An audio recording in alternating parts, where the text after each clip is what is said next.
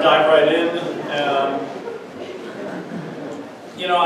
I'm Scott George. I'm a research biologist at the USGS. I've been leading round Goby research in eastern and central New York now for about a decade. And this year, I guess the talk's a little bit different. We're trying to tell the whole story in a more complete, robust manner. So we're going to talk really about the state of the invasion, both in the Hudson watershed and Champlain watershed. And I feel kind of honored to be able to represent a large number of people and organizations who are contributing to this research and trying to synthesize it all together into a somewhat cohesive story here. So, quick outline of what I'm going to share today. We're going to start by talking about the latest information we have related to the round Goby invasion in the Hudson River estuary. Then we're going to talk about the high stress, high profile area right now, which is really the upper Hudson and Champlain Canal system.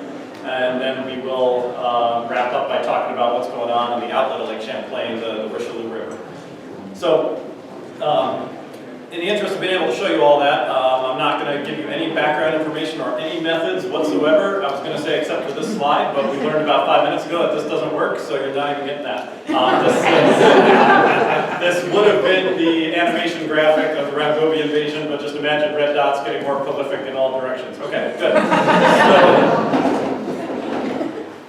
Starting with the Hudson River estuary, and I want to shout out to Rich Pendleton and everyone who's worked with him in the Hudson River Estuary Management Program.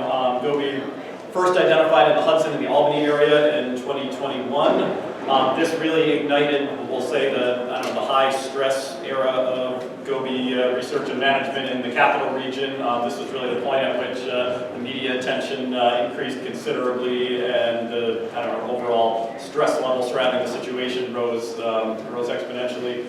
So we're fortunate in the estuary that we have these long-term running research projects in place. So the beach seining program, which is in no way originally aimed around Goby, was aimed at herring and juvenile striped bass, but we can use that as a standardized index to look at changes in potential Goby catch rates. So this is CP, I guess it's total catch of Goby across a standardized seining program. We know seining isn't always maybe the best way to catch Goby, but again, this represents an intensive spatial effort in which is standardized from year to year. So what do we take from this data? I would probably just say we take that we don't have an exponential growth event occurring where we're on the verge of carpeting the bottom of the estuary with Goby. Where are we in terms of carrying capacity and those types of things? I don't think we have a clue, but the data are certainly not suggesting this, this exponential increase. The gobies in the estuary are small, generally below 90 millimeters. This is consistent with what Cornell sees on Oneida Lake. This is consistent with what my team has seen on the Mohawk River. There have been some larger individuals captured with other methods, but that is certainly not the norm. The downstream most physical captures to date, this is unchanged for the past few years. It's still in the Newburgh area as of 2022, so we don't see any major changes to that story. Rich's team has been increasingly relying on eDNA recently, and the downstream most eDNA detection is a relatively recent one in 2024 that occurred around Tarrytown, and that represents a decent-sized jump from where we saw in 2023, which I believe was just north of West Point. The Tarrytown hit is kind of interesting because that is firmly into brackish waters. I believe that was a salinity of between 7 and 8 PPT associated with that sample. So that is definitely interesting as it relates to habitat usage in the salt front. We're going to talk about this with the other sub-watersheds as well, but DNA presence and fish presence are not synonymous and should not be assumed to be so. DNA can go a lot of places that fish preferentially would not select. Also, there's a new round of data that is imminent, so stay tuned for that. Currently, this represents a disagreement of about 40 miles between the physical capture extent and the extent of DNA detection. That doesn't surprise or really concern me at all. We saw this on the Mohawk River as well.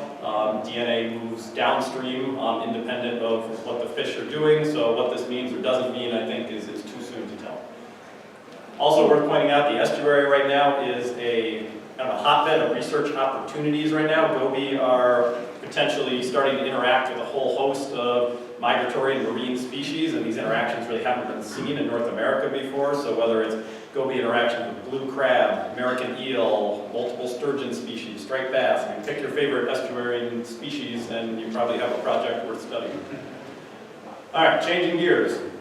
Champlain Canal and Upper Hudson. So again, we know that Goby's first reached the Hudson in 2021, presumably through the Mohawk River and New York State Canal system.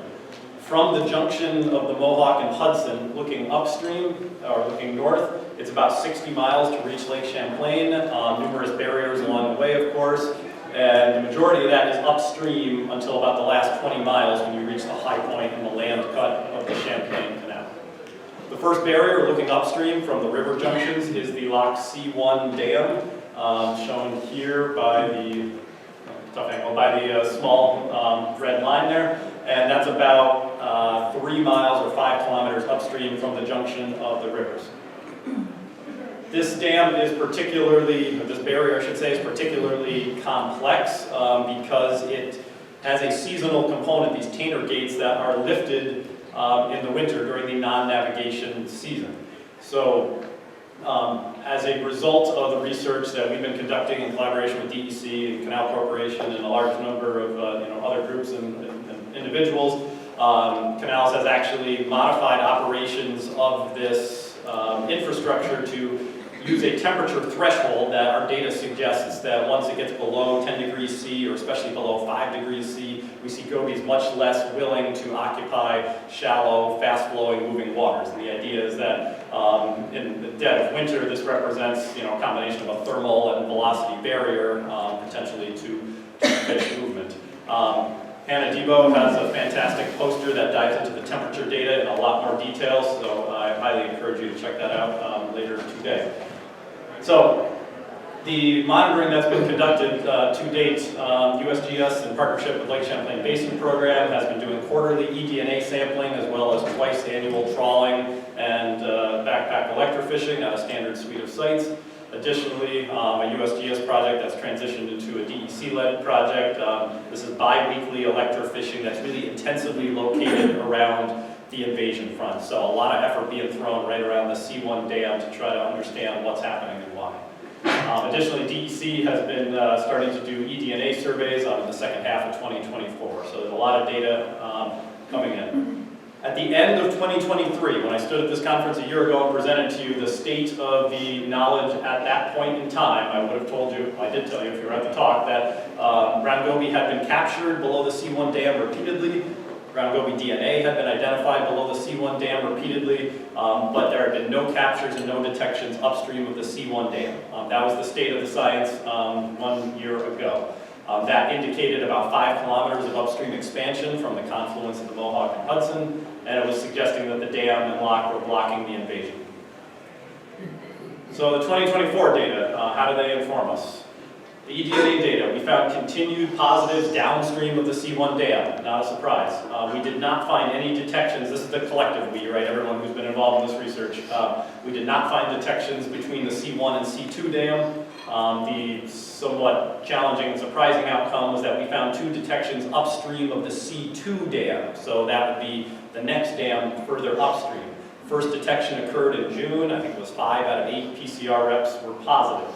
So this is the C2 dam lock and hydroelectric complex. The red X shows you the location of the 2 DNA positives. In addition to those 2 detections, there have been 29 non-detect samples, samples that came back that did not amplify for brown goby DNA taken from either that same jetty or that same general area, and those have come from 8 independent sampling events. Some of these were planned in advance, some of these were response samples taken after the June and August detections. The physical captures, they keep us at the status quo from a year ago. We get gobies captured pretty comfortably downstream of the C1 dam. There have been no captures above the C1 dam, let alone above the C2 dam.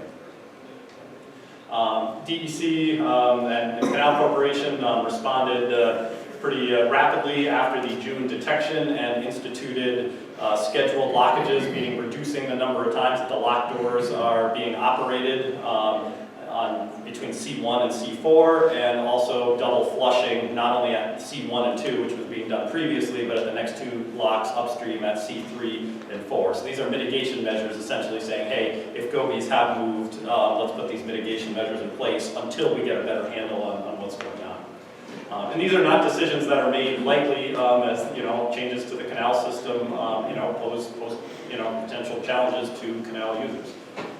Additionally, we are conducting VHS testing, looking for the presence of viral hemorrhagic septicemia in our gobies close to the invasion front. So my team has been collecting 2 batches of samples twice annually, sending them off to Rod Getchell at Cornell for VHS testing. In 2022, we had 1 sample that was inconclusive. It produced a hint of amplification, kind of in a gray area.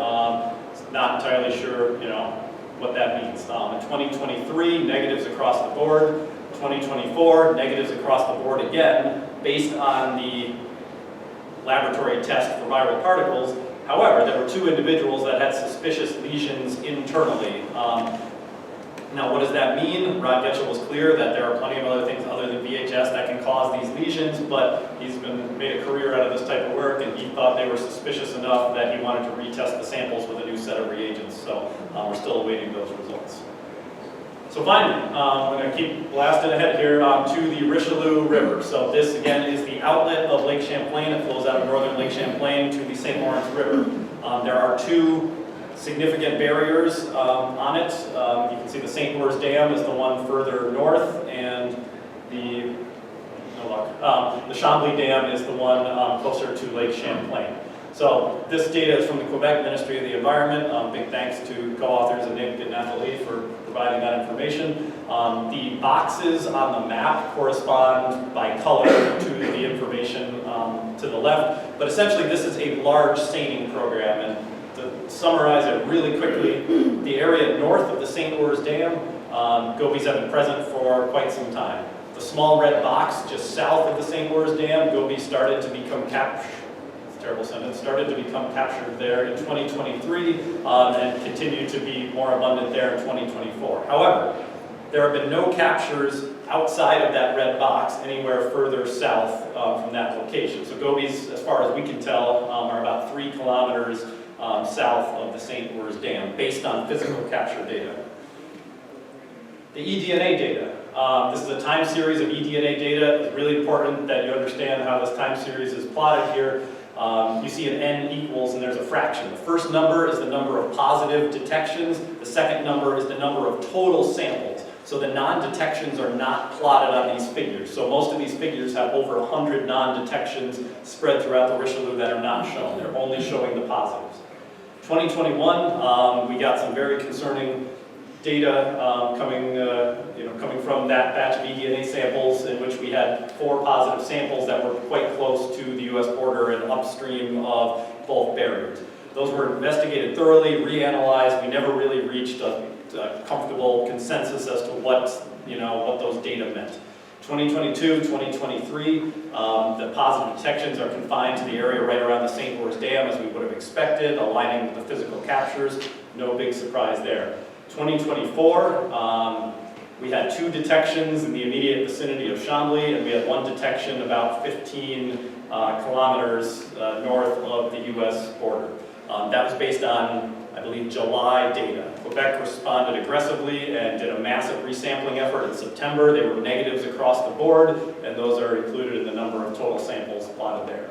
Additionally, there was a rapid response on the U.S. side, a combined effort with U.S. Fish and Wildlife Service, Lake Champlain Basin Program, and Vermont Fish and Wildlife all went out and collected 100 eDNA samples in a couple-day period, and pleased to report that all 100 of those samples in northern Lake Champlain, close to the border on the U.S. side, were non-detections.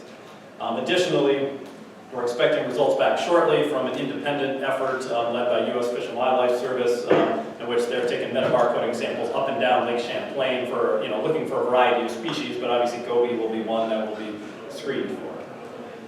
So, $1 million question, right? That was a lot. Where do we stand? Prior to 2024, the eDNA and physical capture data in all 3 of the sub-watersheds were aligning quite well. In 2024, we have relatively large disconnects in the physical capture data and the eDNA data in all three of these sub-watersheds. If you take one thing from my talk today, I sincerely hope it's this. Neither method is right or wrong. They tell us different things. These two methods are not even attempting to do the same thing, right? The physical captures, you're trying to catch a fish in a very discrete, small, spatially limited area. The eDNA is looking for the presence of DNA that is unique to that species. So the eDNA data in all three of these subwatersheds is telling us something. And at the moment, we don't have the perspective to know exactly what it is telling us, right? There's probably three likely outcomes. So either we actually have gobies at low densities very close to these detections and we just haven't captured them yet. Obviously, we're hoping that's not the case. Option two, which we saw in the Mohawk occur repeatedly throughout the course of 10 years of research, there are hydrologic mechanisms, both anthropogenic and natural, that move DNA around in ways that is not always intuitive or obvious, that we don't always understand. Additionally, these molecular-based methods are not perfect, right? We have a full suite of negative and positive controls aimed at trying to assess for lab-based and field-based contamination. But even with the COVID test, right? I mean, there are positive error rates associated with these methods, and we can only control for them, to the best of our ability. In 2025, probably the best thing we can do is get after it hard and try to gain some perspective on what the data are trying to tell us. Huge suite of effort planned, representing a large range of agencies and individuals, and you can talk to those folks if you want to learn more about what their group is doing.